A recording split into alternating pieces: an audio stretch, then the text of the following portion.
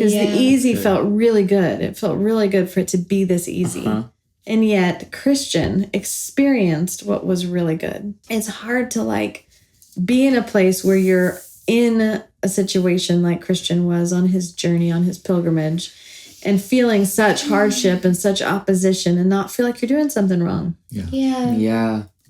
And so how do we like rewrite those stories to see a higher perspective?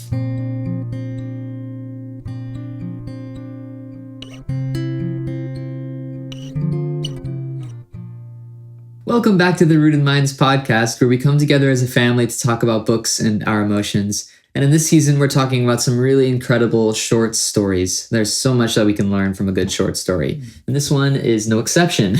It's called The Celestial Railroad by Nathaniel Hawthorne. Mom's going to lead us. Yeah, so this was one of my favorites that we've read so far, because I love that it's like, I mean, Nathaniel Hawthorne is a very wordy writer. True. And, but he has some really crazy short stories out there. But this one is based off of, it's a spin-off of John Bunyan's Pilgrim's Progress, which is one of our absolute favorite allegories ever. And Pilgrim's Progress takes this little pilgrim, this little boy named Christian, and he goes off on this journey after talking to a evangelist, right? Yes. And he believes in God, and then it's like this journey of him getting to the celestial city. But he has so many troubles along the way, and he's got all these helpers along the way, and it's truly a pilgrimage. Yeah. On foot, up hills, down hills, through tough times. So Nathaniel Hawthorne takes this idea and he says, what if there were a train that could just take you right there? What would that look like? So before I get fully into the story of the Celestial Railroad, why do you think Hawthorne is suggesting like this swapping out of boots and railroads? Well, my first thought is just like, just the concept of like, it's easy. Like, it's easier. Like, you know, you don't have to do all of the work of like the really hard things that he goes through. Isn't that what progress is for? Exactly. Make things easier? It appeals It's true, to that desire. Exactly. Exactly. Yeah, it does. And like as a story writer, I mean, I love like allegory, first of all, in general. And so this fits into that category. But I love just like when you take like a central idea and just like play off of like all the things that could mean. And Nathaniel Hawthorne really does this by just asking that question of saying like, what if there was an easy way out? And for him, this short story was written in like 43, something like that. And so it's right in the midst of like the railroads crossing. Oh yeah. Like the expansion of the railroad and the Oregon Trail and all these things that are happening that are supposed to be like really good for our country and our economy. And he's asking a lot of questions like, is the easy way always the best way? And so basically in this story, there's this railroad and it promises comfort and speed. Like you can get to where you want. You can get on this train, Celestial Railroad, it'll take you right there. And it's really interesting because, you know, this person that gets on the train, he doesn't question it exactly. I mean, you can always feel in like the back of his mind, there's something like, it shouldn't be this good. Yeah, like, is this right? It shouldn't be this good. But thankfully, he's got this buddy next to him called Mr. Smooth It Away that takes every little doubt he has and just has an answer for it, right? Yep. Or Mr. Take It Easy to like help him, you know, relax, not be so uptight. Or, you know, he really should have questioned when Apollyon, who was Christian's greatest adversary in his pilgrimage, is like the literal engine of the train. Like this guy is riding and he says, wow, what progress. Look how far we've come, that the greatest adversary is now like on board with getting people to the celestial. Yeah, that's like so he's been changed. Yeah. As he like spits fire and blows smoke at these two little new pilgrims that are taking off on the the same That's path that crazy. Christian The same took path, yeah. Wow. and mocking them. Yeah. Oh no! Like things that should be red flags, and yet Literally the He's biggest red flag ever. exactly he's being smoothed away. So I love the character names, especially in Pilgrim's Progress, but he does it again here. So what do you think about these names, like Mr. Smooth It Away? What do they signal to the reader about their role? Yeah.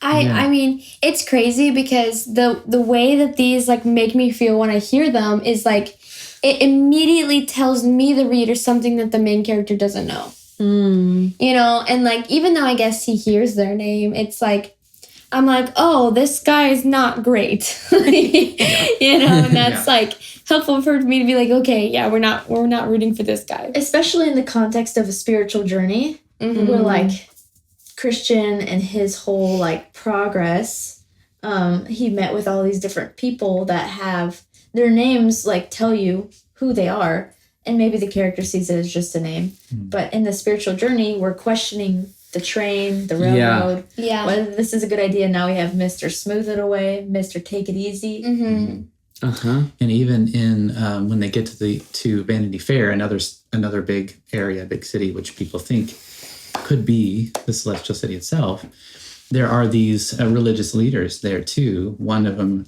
I remember, is named like Trips on Doctrine or something like that. Yikes. Like he's making them out like these people that are just the best leaders, and they're so thankful for the guidance that they give and all this, and then all of a sudden you hear their name. So it's kind of like satire-y in like that sense. It is definitely hitting on satire, because he's like poking at just like our modern aversion to struggle. Like Christians, you know, progress, you know, like that was great for him, but like, do we really have to do it the hard way today? Like we have all of these conveniences. Why shouldn't we take the easy way? Because we desire it, and now we have access to it. So shouldn't it be better to skip all those struggles? Do we really need those? Because some of the key features of the journey are like there's this bridge that goes over the Slough of Despond, or like the Hill of Difficulty. They tunnel straight through that. Or Which is crazy. Vanity Fair becomes like what you were saying, like this alternate celestial city. It becomes like a good place to stop. And maybe even I'll just stay here and not even go on, because this is just so good. No.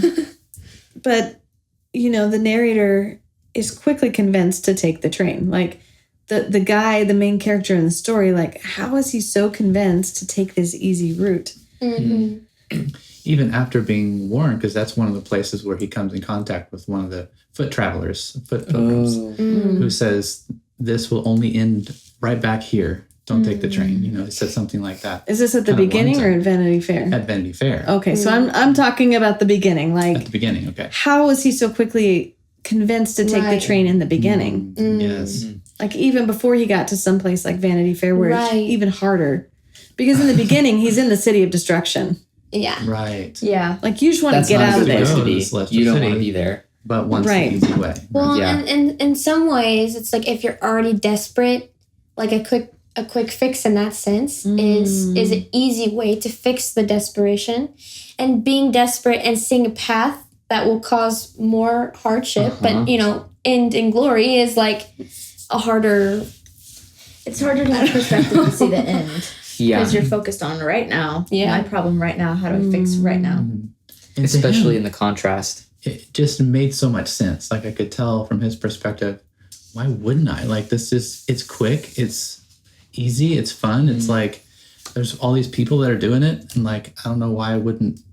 It just like logically made a whole lot of sense. Interesting. So, Do you feel like you ever saw his reasoning wobble? Like his conviction on what he was thinking or doing? Like as should I be? What about, because there were a couple of times like he wanted to go to the top of the Hill of Difficulty because that's where the beautiful women were that Christian met. Oh, that's right. Right. And Mr. Smooth It Away was like, oh, they're old. Yeah, they're stale. You don't want to meet them anymore. I think it's really interesting that, like, you know, there's a lot of allegorically, there's a lot of names you can come up with for these kinds of people, And so I think it's really interesting the two specific names that he chose to be like it just story-wise with this guy like talking to him, and convincing him to stay on the train. Smooth it away and take it easy. Like those specifically, like they go against like a sense of justice. They go against the sense of like right and wrong or righteousness or holiness, all these things that like you see little inklings of like, but maybe, like he's starting to think critically and then they're like, nope, let's not think critically. We love comfort. That's it. I was thinking that like, what do they provide him? Comfort. And that is a big warning sign. I saw the little flicker whenever he got to that awful dark valley of death or whatever it was called too. Like and sees what's coming out of the mines or whatever they were and just all the nastiness, and then he stays because of the Mr. Smooth It Away says, oh, those aren't that anymore. It's like, man. Got an answer for everything. He's got an answer for everything. And so unfortunately, this train doesn't actually, because we get to Vanity Fair and then the train continues to the little river, which, Christian in Pilgrim's Progress has to swim across. And the solution there is a boat. You don't have to swim across it. It's not that bad. Just get on this boat. And he gets on the boat and quickly finds that this boat is not taking him to the celestial city. It's going exactly the opposite.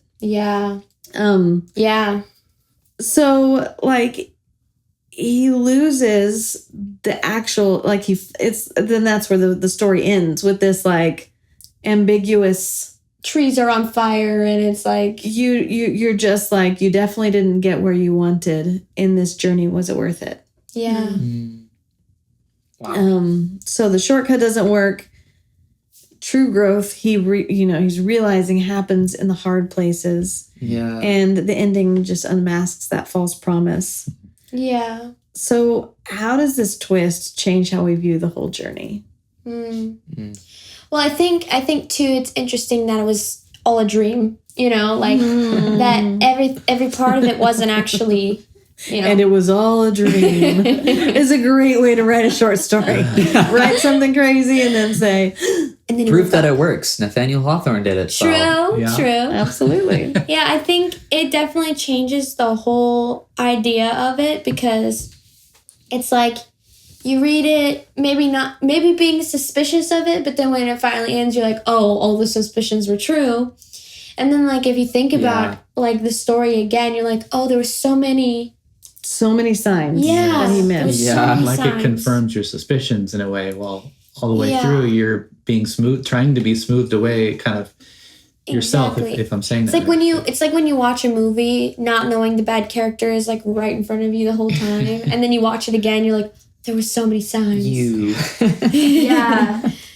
I think when we come to the end, like as a reader, it's almost like maybe it'll work out. Like I know this is wrong, but maybe it'll work out.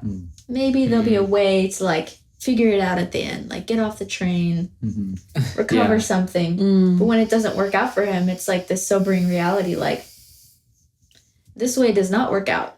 There's an honor on the train or off the train. Wow. And that's the difference. And it feels very like, it's so surprising to me how long ago the story was written. And how relevant it feels for today. And how instant and quick and easy we as a society and especially Western Christianity like have like experienced or like pursued. And like this story just resonates. When was the story written again? 1843. Wow. Yeah, that's a long time ago. So this reminds me, we've been talking as a family recently about like narrative therapy and the idea of like taking narratives that are in your mind about your journey or about your history or about something you're going through and reshaping them, like retelling the story. So like, I think this is a really interesting picture of this narrator looking at Christian's story and saying, oh, that's too hard. Oh, that was not good. Oh, that, like that moment where he met Jesus and he lost all of his baggage. Like they all still have all of their baggage. Yeah. Wow. They never got rid of it. It's like he took the parts of the story that were hard and he amplified them, and he didn't understand the parts of the story that were good to be like worth it. Right. Yeah. Or like how much better of a good it was than the good he was experiencing on the train. Yeah. Yeah. Yeah. Because the easy felt really good. It felt really good for it to be this easy. And yet Christian experienced what was really good. Yeah. Wow. And that's really hard to, it's hard to like be in a place where you're in a situation like Christian was on his journey, on his pilgrimage, and feeling such hardship and such opposition and not feel like you're doing something wrong. Yeah. And so how do we like rewrite those stories to see a higher perspective? Wow. That's such a good point, because sometimes, because our story hasn't been fully written yet, like we're still walking the story God's writing for us. Sometimes it's hard to have perspective to see, what's on the other side, maybe of something that feels hard, like a hard part of the journey. And so like for me, like it definitely makes me think about like what are the railroads for me today, Whoa. But at the same time, like you make such a good point about like what kind of story are we telling ourselves now about what God is doing in our lives? Are we telling ourselves that he's not doing anything, or that we're alone, or because that might not be the story. I have this imagination of being in like the valley and seeing like you're just walking and you see a whole like railroad track being built above that just crosses over where you're walking in the storyline that we're in. Yeah. Or you're like still walking and then you see like the train fly by above you, and like in your head, like how are you supposed to know that that train is wrong either? But you've decided to walk the way you're walking.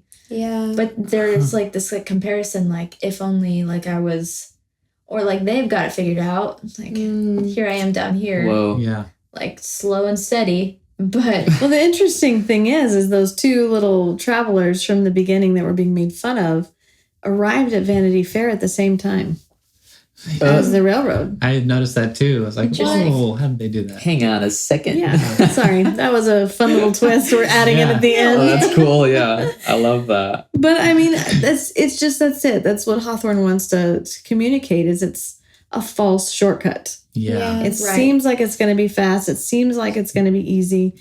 And the destination is not like the end. Like Jesus prayed, your kingdom come, your will be done on earth as it is in heaven. And our connection with him means we're experiencing heaven on earth. Yeah. Like the destination is not just can I survive until heaven? Yeah. It's how can I live like I'm in heaven right now? Yeah. yes. Yeah. And that being aware of the presence So of God good. and aware of his connection to us and his availability to us and his, all of that So good. is so powerful in this allegory. Yeah. Yeah. Yeah, and I think learning to rewrite those stories, those narrative things that we have in our head. It's really nice to have stories like this because we need help sometimes, because it takes some deep questions to be able to get there. Like, what do you want? Like, why do you want that easy way? Like, maybe because I want to feel better, or something. And then to be able to see that, first of all, like you said, this journey that he took in the story was not as fast as he thought it would be. Also, that the travelers weren't as slow as that he thought they would be. And so much, joy that they had compared to what he had.